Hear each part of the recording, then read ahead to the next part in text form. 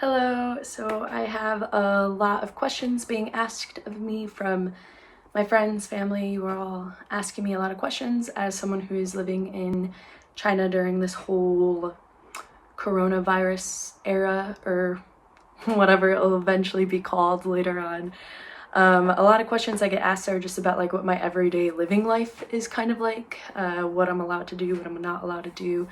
How are they kind of helping us be more cautious towards not catching the virus, and all these other questions. So I'm going to kind of address everything hopefully with this video, mainly just saying what it's like to be here right now.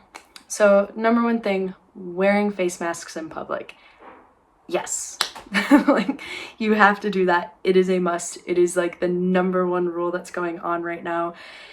There's warning messages everywhere about it. There's even like announcements type of things that go off in every small community, like apartment complex area, that tells you these rules before leaving your house for the day, and they go off at random times throughout the day. But it's like, number one, you have to wear your face mask, and it's encouraging you to also like wash your hands as often as possible and to report any sick symptoms you may have, because we're just trying to catch the virus as soon as possible, trying not to allow other people to catch it from you, right? So yes, if you're trying to enter any public space, you need to be wearing a face mask. And then also, you need to be registering your travel history with your community. Like, some communities ask you to register your travel history. Sometimes you just do that when you enter the airport or wherever you're coming from, so maybe like a train station or whatever. And it's encouraged to tell them like where you've been especially in the past 14 days. And if you've traveled to the Hubei province, especially Wuhan area, it's expected you'll probably be quarantined for at minimum 14 days, because that's kind of how long it takes for these symptoms to appear, is what they have discovered so far, right? And also, something that has changed so far is that there is one entrance for almost every public space and apartment complexes. So normally there'd be like a couple different gates you can enter in, but they've shut down a lot of the other entrances or gates for most communities and most public spaces, allowing for only one entrance and exit in the same area. And this is to kind of control who's like let in. It allows for temperature check stations, so people can get their temperatures checked before entering the spaces.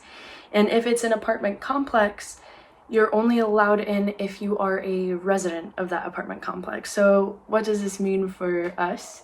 That means that you are not allowed to visit your friends in those spaces, even though that's kind of warned against a lot right now anyway. It's definitely not allowed.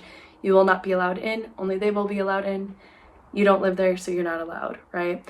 And this also means that food delivery services like Meituan, Alama, grocery delivery services like Poo Poo, they cannot enter your complex anymore, and they cannot deliver to your door as they used to. So it used to be super convenient, now it's just partially convenient. They can deliver to your gate entrance, where like the one entrance is that people are allowed to enter. They can go bring your stuff to the gate, you can meet them at the gate and still pick it up there, but they are no longer allowed to enter your apartment complex and bring things to you, right? And in some small communities in my region, my community has not initiated this yet, I don't think.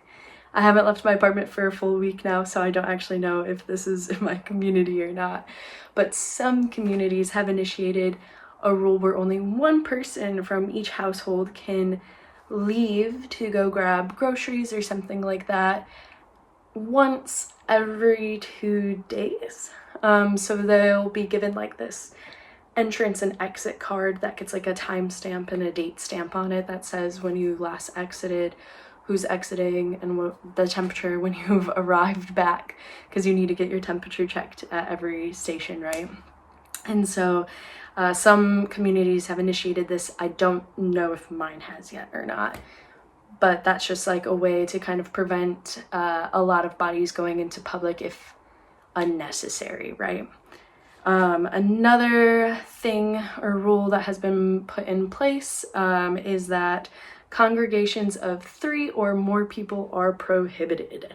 They are no longer allowed. So even if you wanted to visit your friends in the house, if it was like 3 or more friends in that one space, you could be fined, right? So if you were caught meeting up with more than 3 people at a time, you could be fined because it could be considered hazard to public health and against the following the public safety guideline, right? And so you could potentially be fined for it, but it's just really warned against right now to not meet with that many people. And so this also means that public spaces like movie theaters or even like KTV places where that kind of encourage people to meet up and be in large groups are all closed right now. Bars and stuff are typically closed right now. This is to prevent against like meeting in large groups because that's a really easy way for the virus to spread, right? And so in conclusion, knowing this, yes, you have to wear a face mask anytime you want to leave your apartment and anytime you want to go into a public space. Your temperature will be checked at every public space entrance, and some public spaces are still on lockdown or still closed even though work has started up, right? So like some public spaces are shut down, like I mentioned earlier, movie theaters and whatnot, but other public spaces like grocery stores are still open. But to enter these spaces, you definitely need to have your temperature checked because that's like one of the main ways that they try to catch the virus is through your temperature. If your temperature is high, it could be expected that you might be quarantined for 14 days or more, right? Some spaces and some people have already returned to work as of February 3rd. Other spaces and other jobs have yet to return to work and are looking towards maybe returning by the 10th of February. Still not sure about that yet. And for my personal work, I am a teacher, right? And all the public schools are set to potentially start back up by February 16th. That could change. The government here is doing a really good job of trying to keep everyone super safe, so they've been really flexible about opening dates and extending the holiday already and only allowing like necessary spaces like grocery stores and whatever to open up during this time. And so it could change that the students might not go back to school on the 16th, but for right now that is the goal date to start back up. For me as a teacher with a training center, my personal company has been really good about making sure we and the students are safe. So during this week, even though we could go back to work on the 3rd, this week we are just doing a bunch of online trainings from our own apartment so that we don't have to leave, we don't have to risk anything. We're not risking the students, we're not risking ourselves. And coming next week, I think we'll start teaching online rather than going into the facility itself.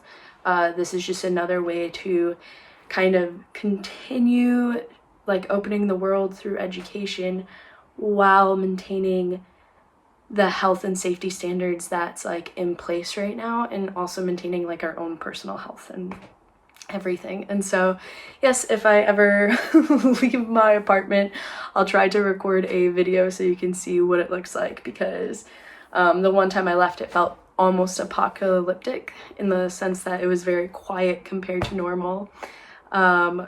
But it feels very safe. There's a lot of temperature checks. If anyone is like above a certain temperature or shows 6 signs, they'll be like quarantined and taken care of until it's guaranteed that they do not have the coronavirus. And so there's so many safety procedures and health procedures like put in place to help protect us right now. And so it feels okay. It feels okay. Just a little bit isolating in the sense that I live alone and I can't visit my friends' apartments and they can't visit mine here. But maybe if I leave and I go grocery shopping and I take a video, I can potentially have one of my friends meet up at the grocery stop with me. So if you have any questions, you can reach out to me still, and hopefully I can answer them. Hopefully. Yeah, that's it. I'm okay. Things are okay. A lot of precautions are being taken. It seems intense, but it's good for the overall public health. So yeah, we're good.